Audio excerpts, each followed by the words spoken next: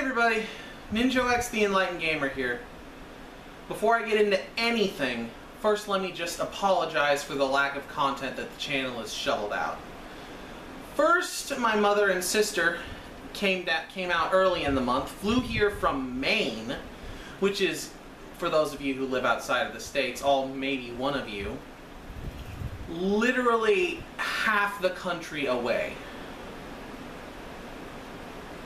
The only way they could have a greater distance for their flight would be if I lived in Texas or if they lived in Alaska. But that's not the case. Anyway, so let me just rattle off my excuses really quick. So they came to visit. I had to free up some time so that I could spend time with them. I don't get to see them very often anymore. And the day before they left, my kid sister gave me a really bad sinus cold. Bad enough that I couldn't stay awake or focus on what I was doing. Had to get all doped up so that I could start to clear out some of the sinus pressure. And then, right when I was finally getting over the sinus cold, I got poison ivy. So, for the first time in front of a camera, I have a reason to be scratching my face.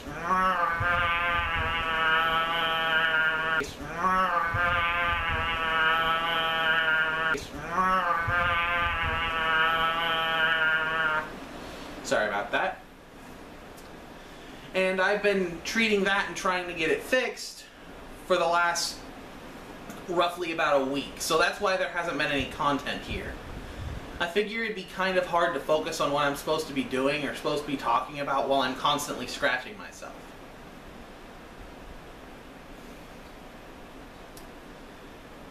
That's the update portion of this little vlog.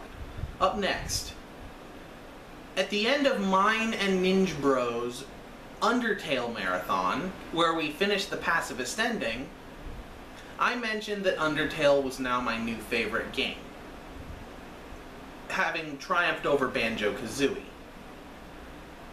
And I wanted to explain the personal reason why Undertale is my new favorite. Because yeah, it's a very likable, very original, very well-made game. That's not like any other game that most people have ever played before in its mentality. Completely different. To everybody that really likes Undertale, I feel like there's that one character that we relate to, that we can that we feel like more than any other.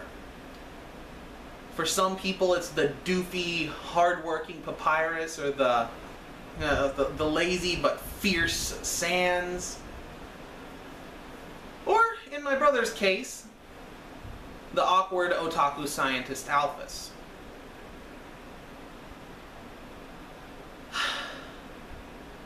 What I'm about to tell you guys is something I really wanted to save for a subscriber special. And maybe I'll get more in depth at a later date, but I want to explain how I relate to one of the characters in Undertale. And it's a way that most of you probably can't. In fact, most of you definitely can't. I'd be surprised if any one of you was in the same boat as me in this instance.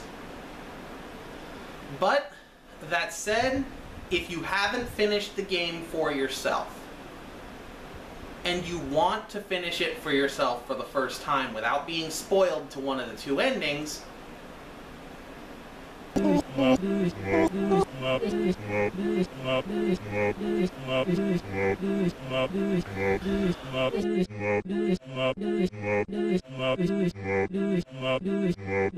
alright. I'm going to tell you guys a true story, and I want you to just think about it for a second.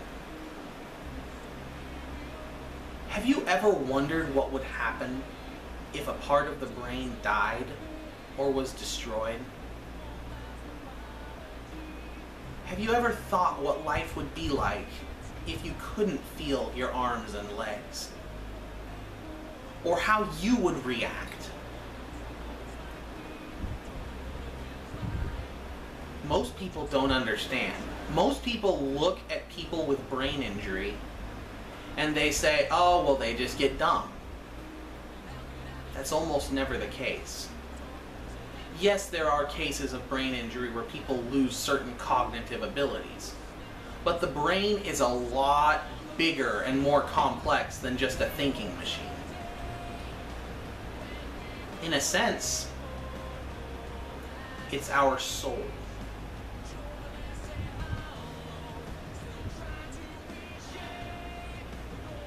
When I was in high school, believe it or not, I was quite an athlete. I was never a fast runner exactly, but I was really strong and the toughest of the tough. I clearly can't say that anymore.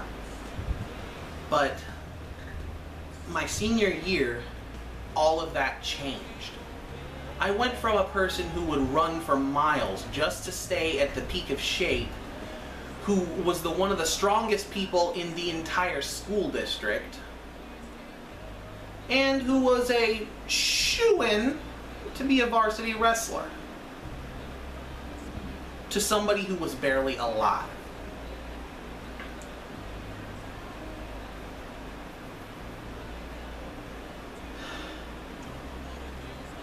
A young man, really a child, betrayed by friends who had grown impatient with him.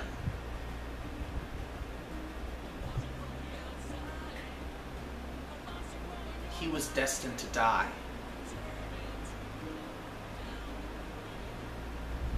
And when science got in the way of that destiny, and the young man was brought back to life, he wasn't who he once was. He was a husk, soulless. He traded arms and legs for a stem. And he was told he would never rise again.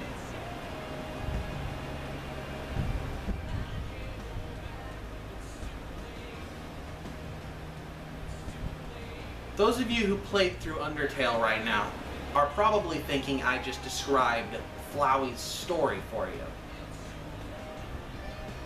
And in a sense I did. These events happened to me. I suffered a massive stroke my senior year in high school, likely brought on by a concussion from playing American tackle football. And also a sleeper hold that I refused to tap out of that one of my teammates had put me in a few weeks later. The cascade of events caused a blood clot to clamp off the blood supply to my brain. A lot of people, especially a lot of younger people, don't even know what a stroke really is. They just think it's when you pass out or when something goes wrong and stuff happens. A stroke is a heart attack in your brain.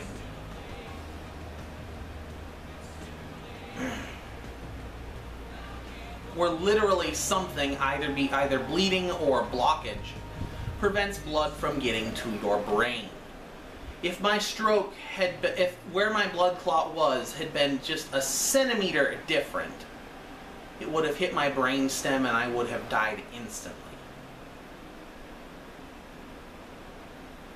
Instead, partially thanks to a specialist surgeon just happening to be in the area whenever I was in the hospital, and partly because of just my fitness and my age,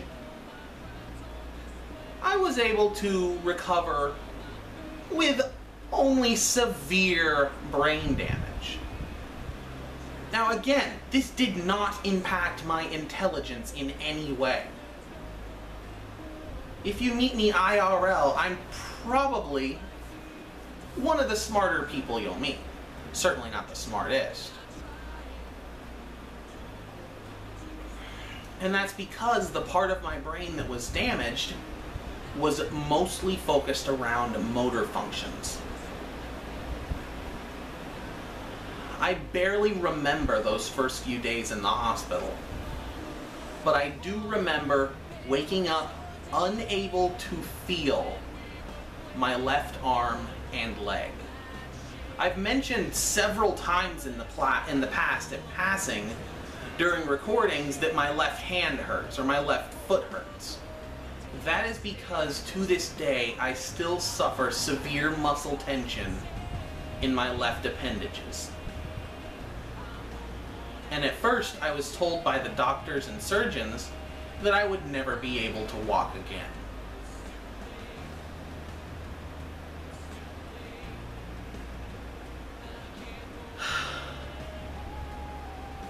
That was the least of my problems. What would you consider the emotional state of somebody who wakes up unable to feel their arms and legs? Somebody who relied on their physical stamina, their toughness, and their determination for their entire life.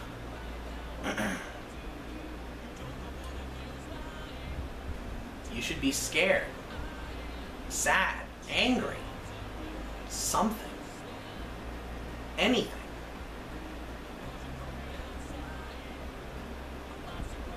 Well, I don't think that's what Asriel felt at first. And it's not what I felt at first either. We felt something that can trick you into thinking you are soulless. One term for it is blunted emotional trauma. Another term could be emotional shock. Shock is a condition in which the body cuts off your ability to feel pain so that you can get out of a potentially dangerous situation. It might increase your chances of dying from 0% to 2%, or surviving from 0% to 2%. I'm not sure why emotional shock exists. I'd imagine that it's only in case of severe brain injury.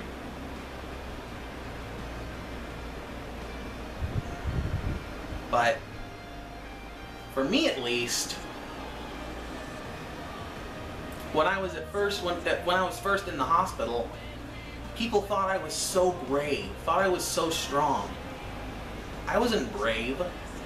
I was a husk. And deep down, I hated it. But I couldn't express or feel that anger, that hatred that needed to get out of me. Because my mind was blocking it out.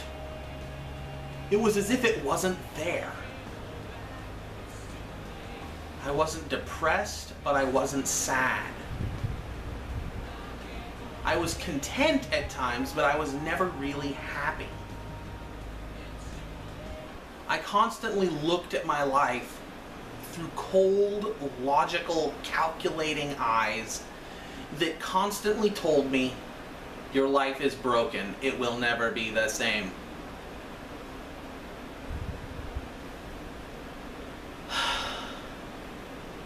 Now, I know that Toby probably will never see this vlog. But if by some chance this finds its way back to him, I just want to thank him for encapsulating what it feels like to die, to lose yourself so well in the character Asriel, in the character of Flower. And those emotions come back eventually. Or at least they did for me. The brain is an amazing organ. And because of my time recovering from my stroke, I was able to learn terms like neuroelectroplasticity. That's a big fancy word that basically means the brain's ability to use unused portions of the brain to recover for missing portions of the brain. And it can have weird side effects. One very common side effect for severe brain injury, especially those who face emotional stasis, is that one emotion comes back before the others. One negative emotion comes back by itself. And this is one reason why I have huge respect for the Pixar movie Inside Out. Because it captures a blunted emotional trauma.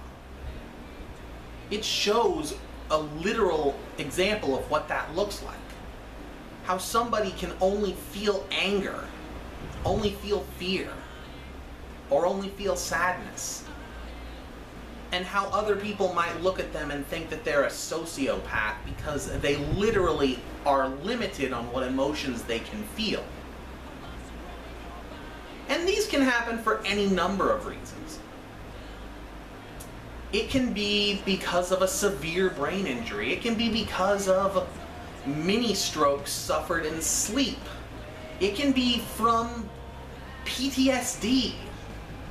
From any number of instances.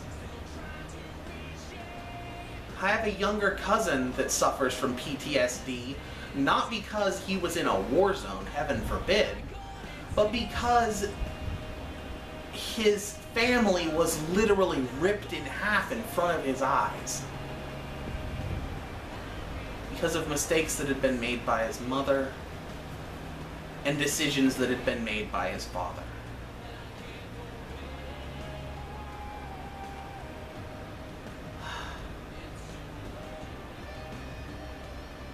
So this is the truth.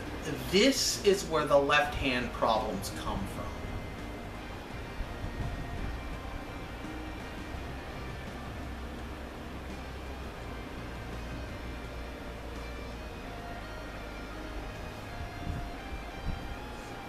I am, technically speaking, disabled.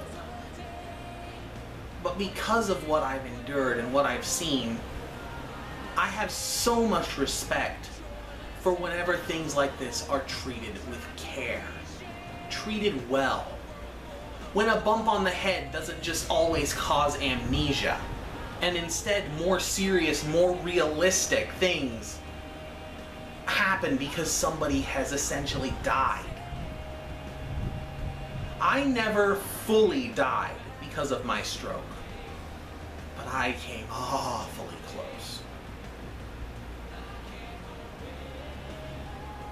And because of that, I know what it's like to wake up unable to feel your limbs. Worse than unable to feel them, unable to notice that they are still there. Almost waking up with no arms or legs at all.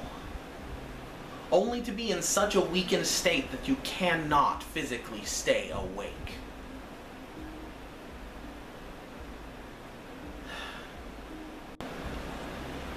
I had to look at a potential future where not only could I not walk again, I couldn't even play video games again. Every single one of my life's pleasures would be gone. And so I can definitely rest assured, I know exactly what it feels like to be Asriel. Exactly what it feels like to have your anger come back before any other emotion. To decide because of that anger that you're not willing to be pushed around by anybody anymore. Certainly not the people who got you in this situation to begin with. I know what it's like to kill or be killed.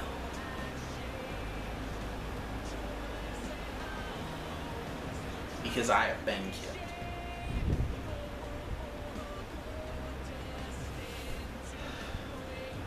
And that's why Undertale is my favorite game of all time.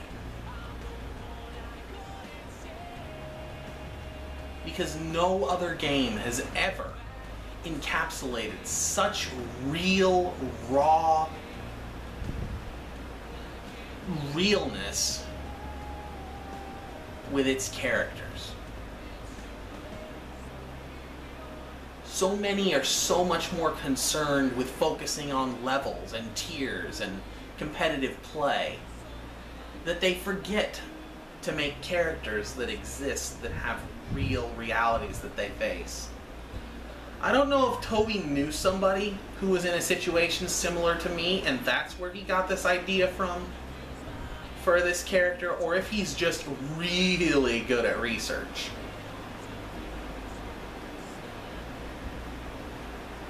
But allow me to be one of many to say, thank you. Thank you for taking a serious matter seriously and showing care in what you create instead of falling back on those tired, old, often wrong cliches. I've been NinjoX, the Enlightened Gamer. Until next time, I hope you too